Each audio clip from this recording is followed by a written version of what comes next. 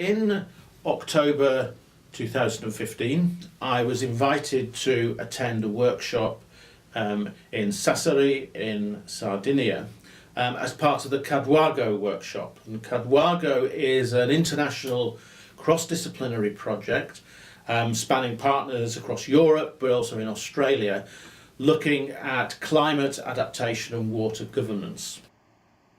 I was invited to attend that workshop by Neil Powell, professor at the University of Uppsala, where in September we'd run a digital storytelling workshop.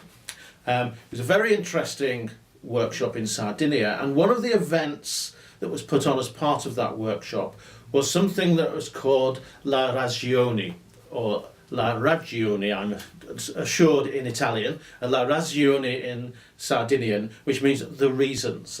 And La Rasgioni is a traditional form of community reconciliation around community disputes. It's an alternative, I suppose, to the vendetta as a way of resolving disputes and arguments. And it is an event where different interests come together to tell their stories in a common forum where those differences can be explored and hopefully to search for a resolution. And not always a resolution, but sometimes it's just a facilitation, an accommodation between different conflicting interests. So the way La Rasgioni works, or worked at the event that I was at, was that the audience, which is a public audience, comes into a hall, and there is a stage, and the stage is set up with chairs for the two opposing sides of the argument.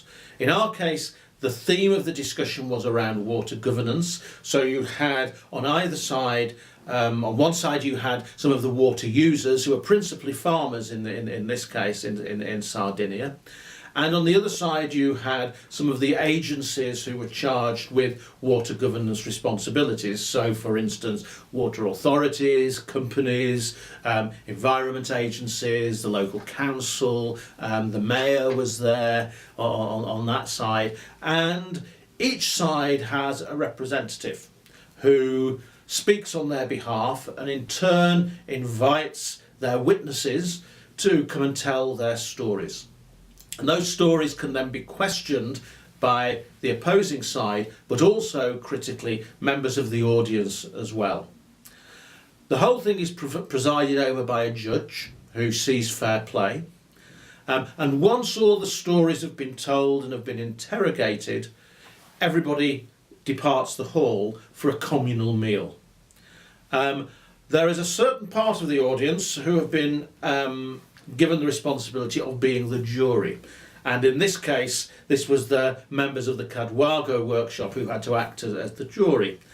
And they discuss the merits of both sides of the argument, of the conflict, and then deliver a recommendation to the judge.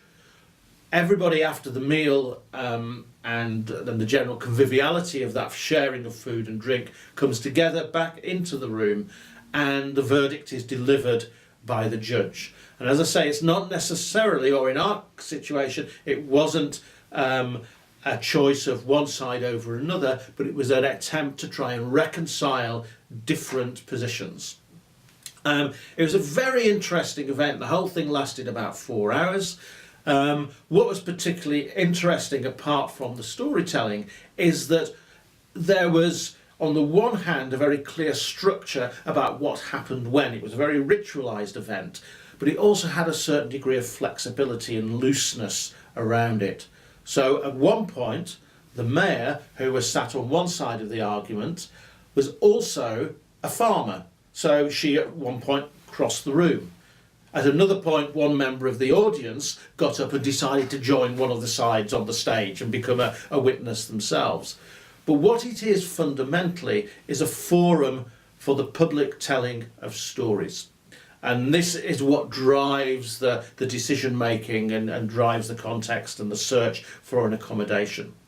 And I was very interested in this. It has some links to ideas of forum theatre, but also to other traditional reconciliation models.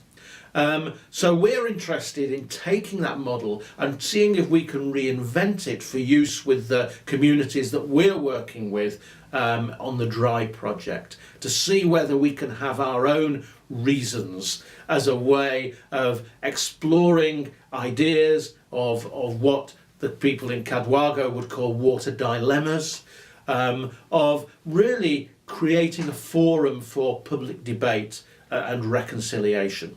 And we think this might be a way of furthering support for that kind of agenda.